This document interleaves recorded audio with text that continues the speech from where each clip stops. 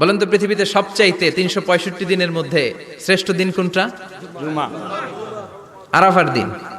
এবং আরাফাতের সিয়ামের ব্যাপারে আল্লাহ রাসূল সাল্লাল্লাহু আলাইহি ওয়াসাল্লাম আশা করেছেন যে ৯ জিলহজের যে নফল সিয়ামটি অর্থাৎ আরাফার রোজা, এই আরাফার রোজা যে ব্যক্তি রাখবে আল্লাহ রাসূল সাল্লাল্লাহু আলাইহি ওয়াসাল্লাম বলেন যে আমি প্রত্যাশা করি এই সিয়ামের বদৌলতে বিগত একটি বছরের এবং সামনের একটি বছরের যত পাপ হবে এই পাপগুলোকে আল্লাহ তাআলা আমাদের জন্য ক্ষমা করে দিবেন।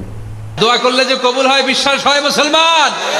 আর বারবার চাইতে চাইতে চাইতে চাইতে চাইতে চাইতে যে লোকটা আল্লাহরে বিরক্ত করতে চায় তার উপর আল্লাহ খুশি হয়ে যায়। এজন্য চাবেন আল্লাহর কাছে আজকে থেকে, চাবেন চাবেন চাবেন।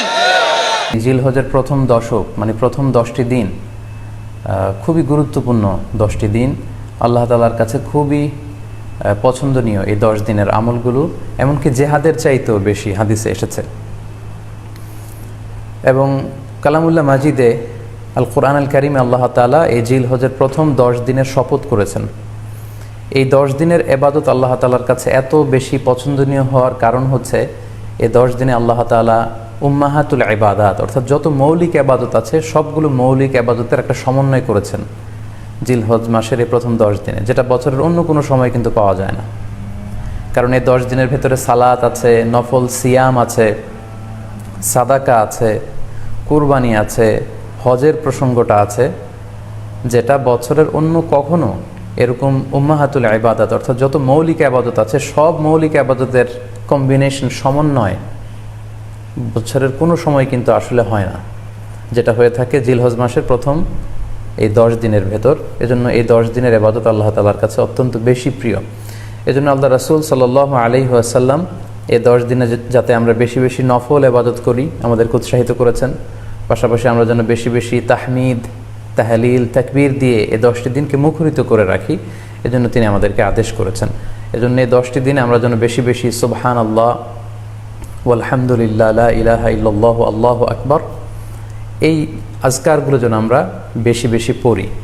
এবং আরাফাতের সিয়ামের ব্যাপারে আল্লাহ রাসূল সাল্লাল্লাহু আলাইহি ওয়াসাল্লাম আশা করেছেন যে ৯ জিলহজের যে নফল সিয়ামটি অর্থাৎ আরাফার রোজা, এই আরাফার রোজা যে ব্যক্তি রাখবে আল্লাহ রাসূল সাল্লাল্লাহু আলাইহি ওয়াসাল্লাম বলেন যে আমি প্রত্যাশা করি এই সিয়ামের বদৌলতে বিগত একটি বছরের এবং সামনের একটি বছরের যত পাপ হবে এই পাপগুলোকে আল্লাহ তাআলা আমাদের জন্য ক্ষমা করে দিবেন। এবং জিলহজের 9 তারিখ ফজর থেকে কিন্তু আমাদেরকে ওয়াজিব তাকবীর পাঠ করতে হয়, আমরা জানি সেটা শুরু হয় আরাফার দিন ফজর থেকে। 9 তারিখ ফজর থেকে শুরু করে 13 তারিখ আসর পর্যন্ত এই তাকবীরগুলো প্রত্যেক সালাতের পরে পড়া আমাদের জন্য আবশ্যক। আমরা যেন এই নফল আজকারগুলো, এই নফল তাকবীরগুলো যাতে আমরা বেশি বেশি করে দেই। এবং যারা কুরবানি করার জন্য ইচ্ছা পোষণ করেছেন তারা যেন এই 10 দিনের আগেই তাদের মাথার চুল এবং নখ কেটে পরিচ্ছন্ন হয়ে যান।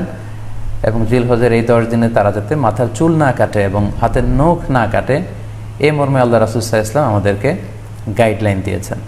সব মিলে আল্লাহ তাআলার কাছে এই 10টি দিনের ইবাদত খুবই প্রিয়, এমনকি হাদিসে এসেছে যেটা আমরা বললাম যে জেহাদের চাইতেও বেশি প্রিয়। এজন্য এই সুবর্ণ সুযোগটুকুন যেন আমরা কখনোই মিস না করি।